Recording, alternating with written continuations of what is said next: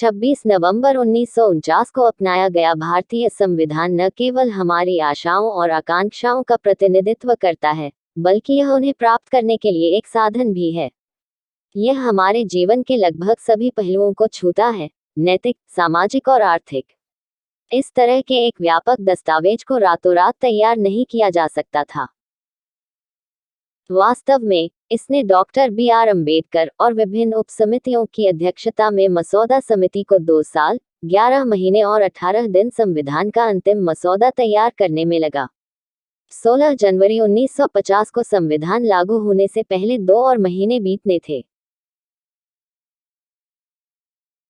संस्थापक पिता ने सभी उपलब्ध स्रोतों से विचारों को उधार लिया, ब्रिटिश, अमेरिकी, फ्रांसीसी, ऑस्ट्रेलियाई और आयरिश संविधानों से।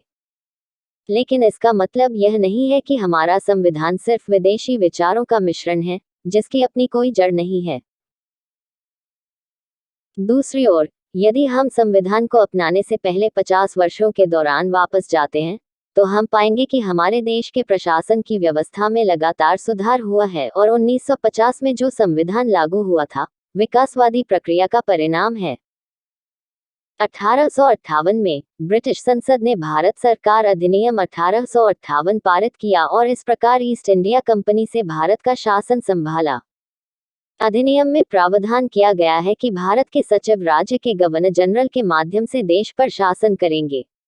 ईस्ट इंडिया कंपनी के संघी शासन को समाप्त कर दिया गया।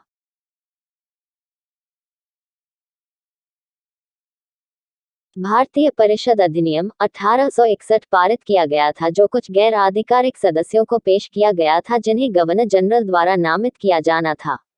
भारतीय परिषद अधिनियम 1892 में एक और सुधार था।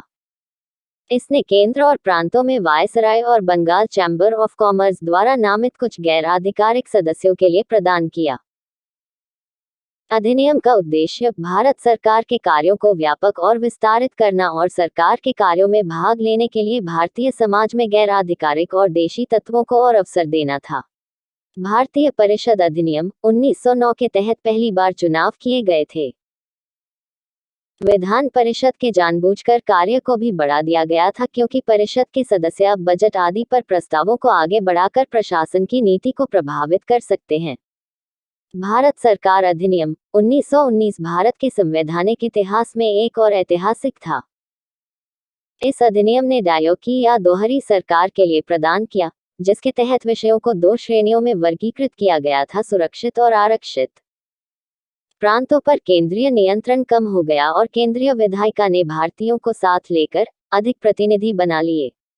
1919 अधिनियम ने पहली बार विधायिका की द्विसदनीय प्रणाली की शुरुआत की। यह प्रणाली एक उच्च सदन के लिए प्रदान की जाती है, जिसका नाम राज्य परिषद है, और एक निम्न सदन, जिसका नाम विधानसभा है।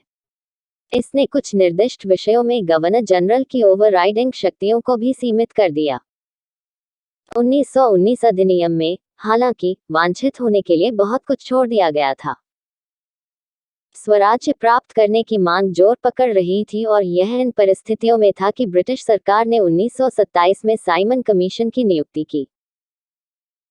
गोलमेज नेताओं और प्रधानों के साथ विचार विमर्श के बाद गोलमेज सम्मेलन, भारत सरकार अधिनियम 1935 को अंग्रेज संसद द्वारा पारित किया गया था। 1935 अधिनियम ने एक महासंघ का गठन किया, जो प्रांतों और रियासतों को एक इकाई बनाता था। हालांकि, संघीय संरचना पूर्व स्वतंत्रता भारत में कभी लागू नहीं हुई, क्योंकि भारतीय राजकुमारों ने इस योजना को छोड़ दिया था। राजशाही में केंद्र के कार्यकारी अधिकार के तहत द्वैध शासन की शुरुआत की गई थी, जिसमें से एक को 2 समूहों में विभाजित किया गया था। एक, जिसमें रक्षा आदि शामिल थी, जिसमें गवर्नर जनरल ने अपने पार्षदों की मदद से अपने विवेक से कार्य किया, और दूसरा जिसमें उन्होंने अपने मंत्रिपरिषद की सलाह पर काम किया, जो विधायिका के लिए जिम्मेदार थे। 1935 के अधिनियम की अन्य महत्वपूर्ण विशेषताओं में प्रशासन के विषयों का 3 गुना विभाजन था। संघीय सूची ने उन विषयों को निर्धारित किया जिन पर संघीय विधानमंडल के पास कानून की अनन्य शक्तियां थीं। प्रांतीय सूची में उन विषयों को शामिल किया गया था जिन पर प्रांतीय विधानसभाओं का विशेष अधिकार क्षेत्र था। अंत में, समवर्ती सूची उन विषयों के लिए प्रदान की गई है जिन पर संघीय और प्रांतीय विधानमंडल दोनों ने अधिकार क्षेत्र का प्रयोग किया है। 1947 के भारतीय स्वतंत्रता अधिनियम ने कुछ महत्वपूर्ण बदलाव किए। भारत पर ब्रिटिश संसद की संप्रभुता को समाप्त कर दिया गया। थ्रोना अधिकार का स्रोत बन गया और गवर्नर जनरल के रूप में भी प्रांतीय गवर्नर भारत और पाकिस्तान के नए प्रभुत्व के संवैधानिक प्रमुखों के रूप में कार्य करने लगे। गवर्नर जनरल या प्रांतीय गवर्नर अब केवल संबंधित विधानमंडल की सलाह पर कार्य कर सकते हैं। 15 अगस्त 1947 को एपेंडिक्स के रूप में जाना जाता है।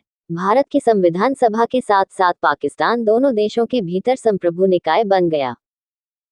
संविधान सभा में 389 सदस्य शामिल थे, जिनमें से अधिकांश को एकल ट्रांसफैक्ट वोट के आधार पर चुना गया था। 9 दिसंबर 1946 को घटक विधानसभा की पहली बैठक हुई।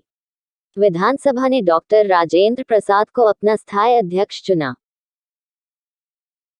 ऊपर दिए गए संक्षिप्त विवरण में हम देखते हैं कि हमारे संविधान ने एक संप्रभु डेमोक्रेटिक रिपब्लिक की जरूरतों के बारे में बढ़ती जागरूकता के साथ अपने मूल सिद्धांतों को कैसे विकसित किया, जो कि इसके अधिकार को जनता से प्राप्त करेंगे और उनकी आकांक्षाओं के लिए उत्तरदायी होंगे। The 22nd of January 1947 को संविधान सभा द्वारा पंडित जवाहरलाल नेहरू का वस्तुनिष्ठ संकल्प हमारे संविधान के दर्शन को ईमानदारी से दर्शाता है। सार्वभौमिक भाईचारे के इस दर्शन के अनुरूप सामाजिक, आर्थिक, राजनीतिक संप्रभुता और आर्थिक न्याय दर्शाता है। संविधान के उद्देश्य हैं स्वतंत्रता और संप्रभुता। संविधान भारत के लोगों से अपने अधिकार प्राप्त करता है। किसी भी बाहरी प्राधिकारी के लिए कोई अधीनता नहीं है।